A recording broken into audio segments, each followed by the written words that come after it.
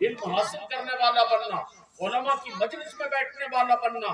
اگر یہ تینوں نہ کر سکو تو کم سے کم عالم اور طالب علم سے پیار کرنے والا بننا، ان سے محبت رکھنے والا بننا۔ اب عالم بننا، اگر آپ عالم نہیں بن سکے تو جمعہ کے دن جا کر کے آپ جب جائیے جمعہ کی نماز پڑھنے مسجد میں، تو یہ سوچ کر کے گھر سے وضو بنا کے نکلیے کہ جمعہ کا دن ہے، جمعہ کی نماز بھی پڑھیں گے۔ اور طریقہ ہے ہمارے گاؤں میں کہ جمعہ کے خطبہ سے پہلے مولانا صاحب کھڑے ہو کر تقریر کرتے ہیں، دین کی بات کہتے ہیں، چلو چل کر کے حضرت کی دینی بات سنیں گے تاکہ کچھ دین کا علم ہمیں حاصل ہو جائے۔ یہ ارادہ لے کر کے چلنا۔ مگر یہاں تو گاؤں کا چودھری، گاؤں کا امیر جب مسجد جاتا ہے، مسجد پہنچ کر کے سر اونچا کر کر کے بار بار یوں کر کے گھڑی دیکھتا اور امام صاحب کو دیکھتا ہے۔ ایک مرتبہ گھڑی 2 منٹ زیادہ ہو گیا تو کبھی گھڑی دیکھتا پھر امام صاحب کو دیکھتا ہے۔ آپ اس ارادے سے جائیے کہ امام صاحب تقریر کریں گے اور ان کی دینی بات سن کر ہم دین کا علم حاصل کریں گے۔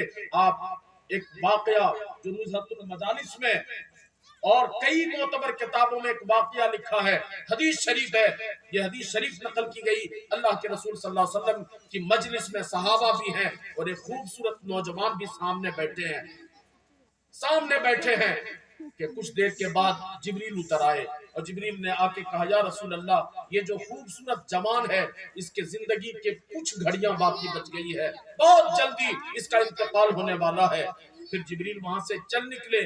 اللہ کے نبی نے فرمایا کہ جوان، تمہاری زندگی کی کچھ گھڑیاں باقی بچ گئی ہیں۔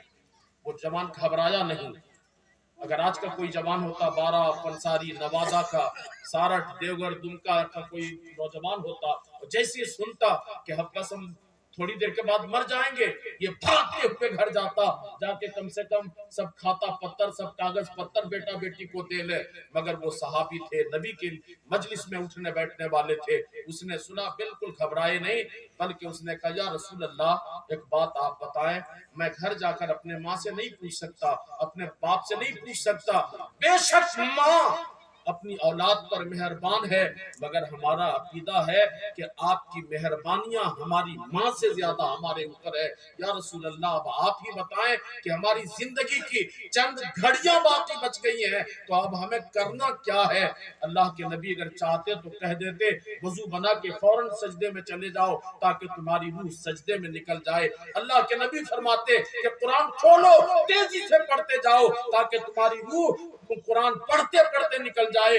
مگر اللہ کے نبی نے یہ نہیں فرمایا۔ اللہ کے نبی نے جو فرمایا تھا وہ آپ سنیں۔ اللہ کے نبی نے فرمایا کہ سن، جب تو نے مجھ سے پوچھ لیا ہے تو ایسا کرو، تمہاری زندگی کی سب سے قیمتی اور آدمی کے زندگی کی سب سے قیمتی گھڑی، سب سے مبارک گھڑی وہ ہوتی ہے جب بندہ دین کا علم سیکھتا ہے اور دین کا علم کسی کو سکھاتا ہے۔ اے جوان، ایسا کر، جو دین کے مسائل تم نہیں جانتے ہو مجھ سے پوچھتا رہا اور میں تجھے دین کا علم سکھاتا رہوں، تو مجھ سے سیکھتا رہے، اسی حال میں تیری روح نکل جائے۔ جو دین کا علم سیکھتے سیکھتے یا دین پڑھاتے پڑھاتے دنیا سے گزر جاتا ہے، قیامت کے دن وہ شہیدوں سے بھی افضل ہوتا ہے۔ اس لیے دین پڑھیے، اپنے بچوں کو دین پڑھائیے۔ مگر بائے افسوس آج ہمارے گھروں میں، ہماری بستیوں میں وہ ماحول ختم ہو گیا ہے جب روزانہ فجر کے بعد بوڑھے اپنے گھر کے کھڑکی کے پاس بیٹھ کر قرآن کی تلاوت کرتے تھے اور راستے میں گزرنے والا جان جاتا تھا کہ یہ مسلمان کی بستی ہے، یہ مسلم بستی ہے۔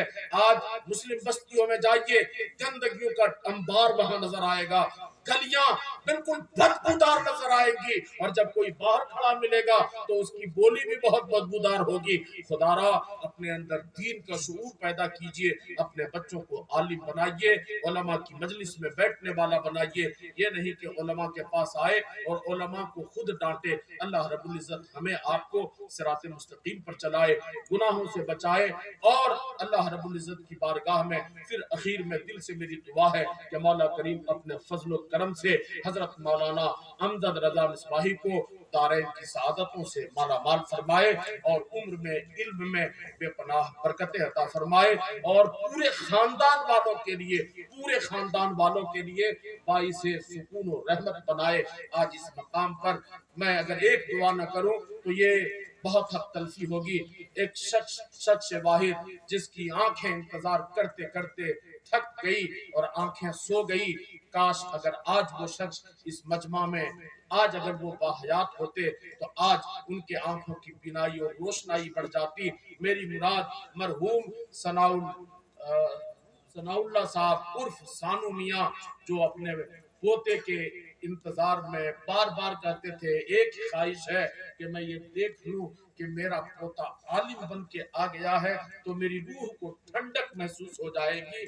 اللہ رب العزت کی بارگاہ میں دعا ہے مولا کریم وہ شخص جس نے کئی بار مجھ سے تذکرہ کیا کہ میری ایک ہی خواہش ہے کہ میں دیکھ لوں کہ میرے بیٹے کا بیٹا کب عالم بنتا ہے. ہم سے جو ہو سکا ہم نے اپنے بیٹے کو عالم بنا دیا مگر میرا بیٹا عالم ہو کر اپنے بیٹے کو عالم بنا رہا ہے تو میرے عالم بیٹے کا عالم اس سے بھی بڑا عالم ہوگا.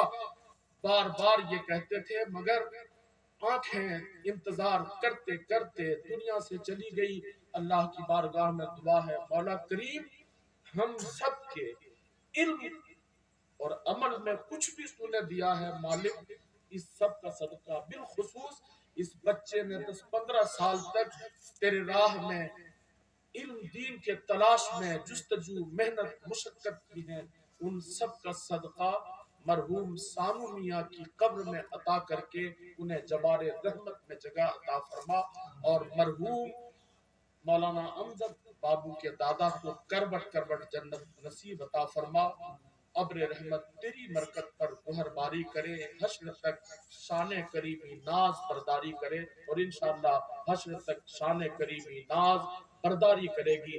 اس لیے امجد بیٹا سے بھی میری گزارش ہے کہ دادا کی بڑی خواہش تھی چاہتے تھے کبھی کبھی جب میں ملنے آتا تھا تو کہتے تھے کہ میں نے اپنے مطابق اپنے بیٹا کو عالم بنایا اب میرا عالم بیٹا کا جو بیٹا عالم بنے گا وہ بڑا عالم بنے گا تو تم کو زندگی بھر ایک اچھا معیاری اور با عمل عالم بن کے رہنا ہے. دنیا داری کی کوئی حقیقت نہیں. دنیا عالموں کے پیچھے چلتی ہے بس عالم تو بن کے جاؤ. اگر چھوٹا بھی علم ہو جائے نا گاؤں کا جو سب سے بڑا کڑیل ہوتا ہے نا جس کا سر کہیں نہیں جھکتا ہے بڑا ہمیشہ سر تانے رہتا ہے جب سارٹ گبن گاما جاتا ہے نا سیلون میں تو وہاں جا کر کے سر جھکا دیتا ہے. نہیں جھکاتا سر جھکاتا ہے کہ نہیں.